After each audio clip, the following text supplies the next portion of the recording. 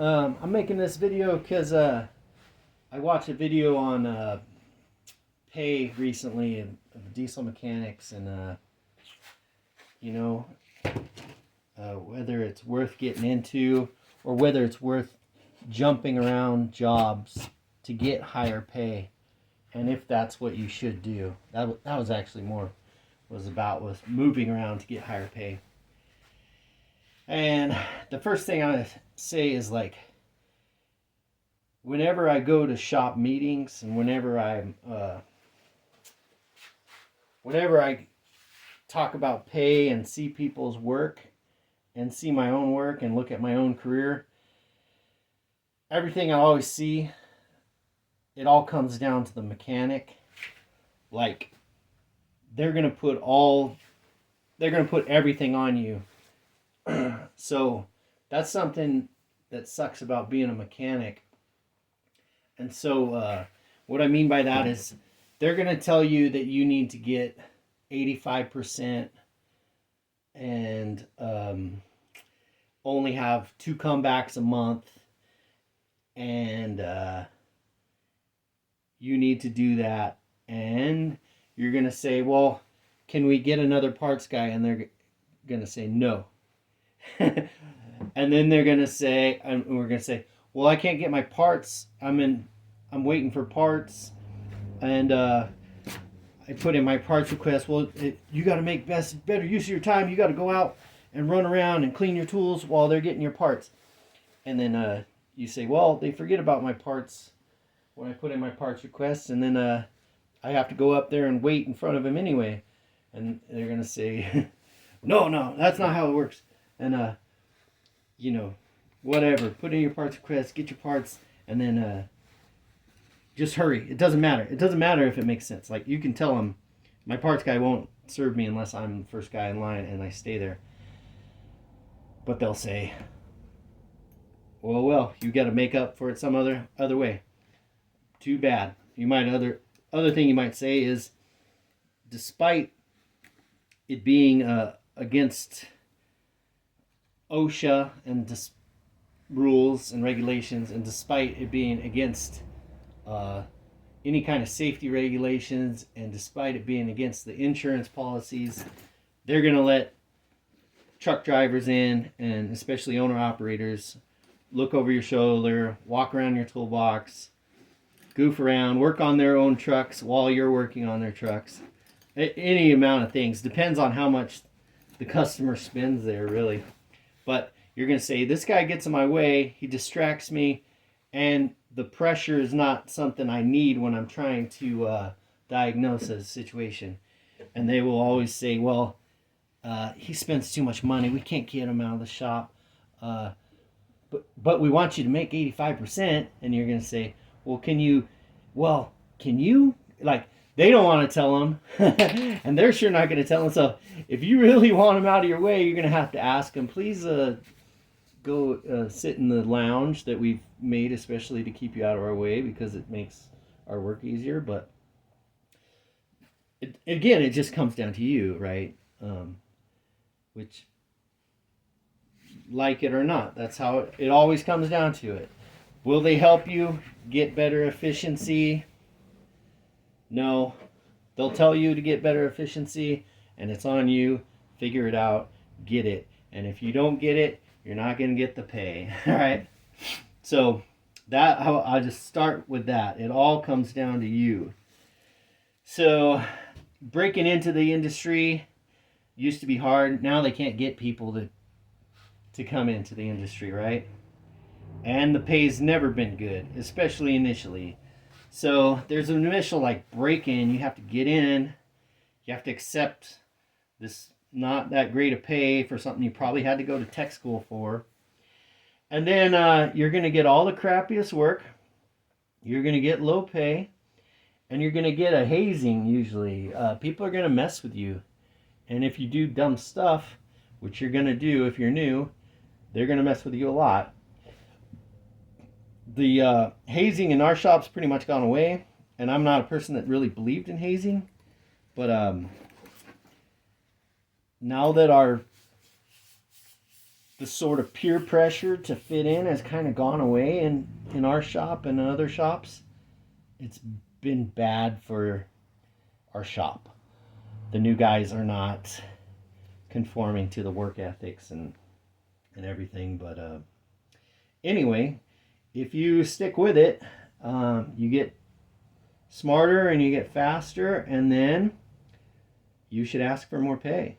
And that comes down to you. And you got to be willing to take the rejection, and you got to be willing to move, go to a different shop if they don't pay you. And another thing is, you don't want to spend your whole life doing the same dumb work. And you've got to be ambitious. And if they don't want to send you to school, and you're doing all the training they provide you with, then you got to be able to move. Like a lot of times, like when I've asked for a raise a couple times, well, I'll say early on I didn't do this, but later on I did this. When I asked for a raise, I already knew the places I was interested in going. And I asked for a raise and I asked for training, and they said no. And I said, okay. And then in a month I was gone, and they go, "Why are you leaving?" And I go, I wanted more pay and I wanted training, and now I'm getting it. And bye. So you got to be willing to do that, and it's really smart to look at the situation. And the economy matters a lot in that too. So now you're getting good, you're getting fast, you're getting smart.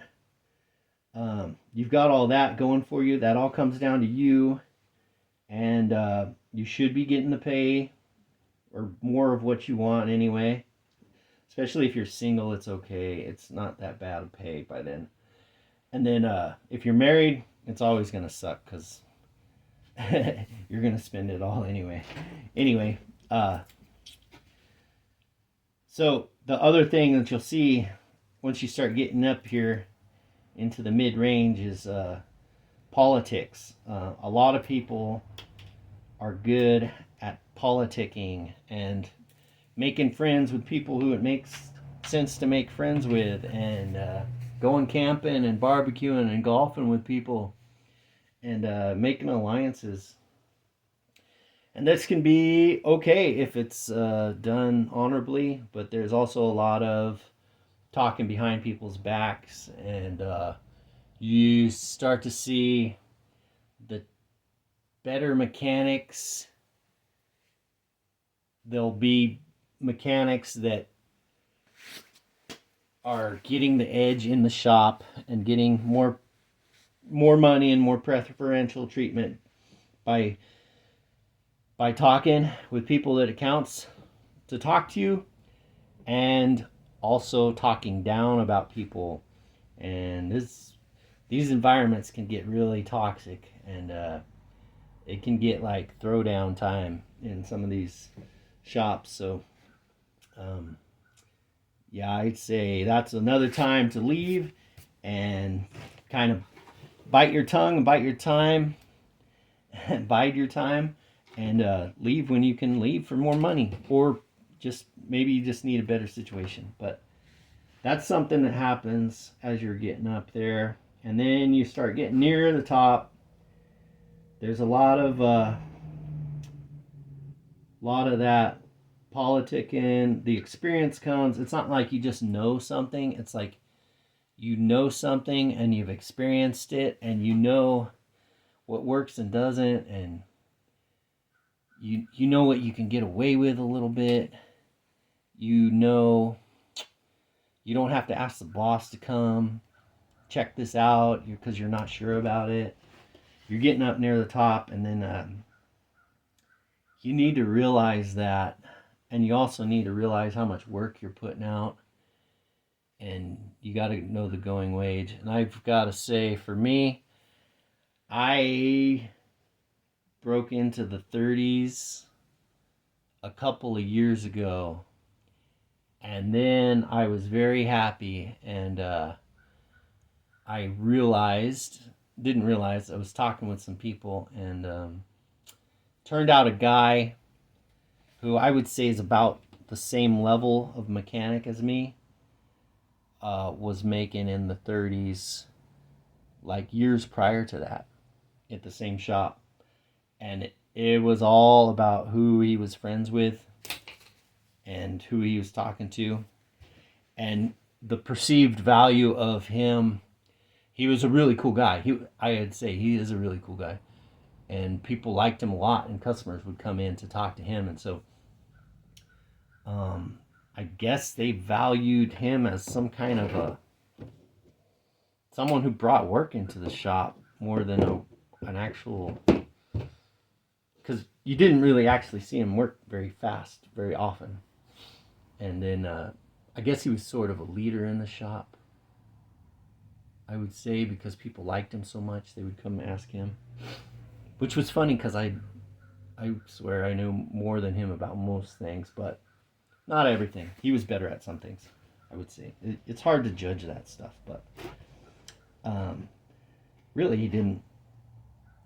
I don't see how he was putting out the work that I was putting out. And I always look at it like I got hired to be a mechanic, so I'm a mechanic. I'm not a, I don't know, salesman or whatever. Anyway, but that's where that stuff comes in. Like, it is valued if you're buddy with customers and you're telling them what they need to do, and you're selling them jobs and work and parts. So it's a factor, and they value it. And honestly, if they see it, they should value it. Yeah, so you have to know your value. And getting back to that, it's like, so I was being underpaid. I will say I was being underpaid for many years. And another example is I left the shop that I work at now. When I left that shop, I was at $27 an hour. That was something like 4 years ago, maybe 3 years ago. I am talking to newer guys nowadays that have just come to work for the shop with like 4 years of experience, and they're making $27 an hour. At that time, 4 years ago, I had 22 years of experience. So I know inflation's been bad since then, but I don't know if it's 18 years difference bad. I don't know. I mean, I would actually say the pay hasn't increased as much as the inflation, but I think it's about asking. I think you got to ask for the pay. I think it comes down to you. And then I know a guy that prompted this video has touched on this, but yeah, he goes, yeah, I wouldn't work too hard if I was only getting paid $26 an hour either, right? Because I'm saying, like, the guys that are new that are making 26, there are guys that have been there that have only like a year. They have tech school and like a year or two experience, and they're not very hard workers, and they're complaining about $26 an hour. And I'm like, dang, when I was 2 years in, I was making like $12 an hour. So I'm like, you gotta work hard. Like, you can't sit there and complain about not working hard, about the work you're getting, and you're not working hard, and you're complaining because you don't want to do a transmission. And you've got to ask questions everything you do, and you got a ton of comebacks. And so it's like, yeah, it's hard to have a good attitude if you're not making enough money. But if you're not making enough money, it might be because you suck. And if you're not making the numbers, it might be because you're having crappy jobs, which is just going to come along with being new. Now, if you're in for like 3 years and you're still getting nothing but crappy jobs, then you got to move. It comes down to you too. Like, you got to find yourself a place where you can get enough pay, and you got to get the experience, then you got to get enough pay and then good jobs to get the good numbers. If people are going to, because people will give you crap jobs and you'll get bad numbers because they're crap jobs, and then they'll say, we're going to find somebody else because you don't get good enough numbers. Well, of course you don't get good numbers, you get crap jobs. Well, the only way out of it is on you. You have to be the overachiever. And in some shops, it's just going to be too competitive, and too many people are going to talk bad about you, and you're a dummy, and everything. So yeah, I'd say it all comes down to you, man. Like, and that's all it's ever gonna come down to. And yeah, you got to be willing to walk away from a job that's not paying you what you want. You might have to break in to the industry, but you got to absorb as much as you can, get the pay, and I guess yeah, it's all about pay. It is. You got to think of it like you're valuable. You got all these tools. You make a deal with a guy, give me this much money, I'm going to work my ass off for you. You work your ass off for him. Determine if you need to go somewhere else after a while, because you're not going to be happy forever. And it depends what other mechanics they hire. They're going to take your good jobs. You're going to be unhappy. Overtime goes away. That makes you unhappy. They've hired too many people. That's what's going on with me right now. I don't get overtime now. They got these new guys taking all the good jobs and all the overtime, and so yeah, got to be willing to leave. So anyway, hopefully you end up somewhere where you can excel, or you know, be willing to move until you do.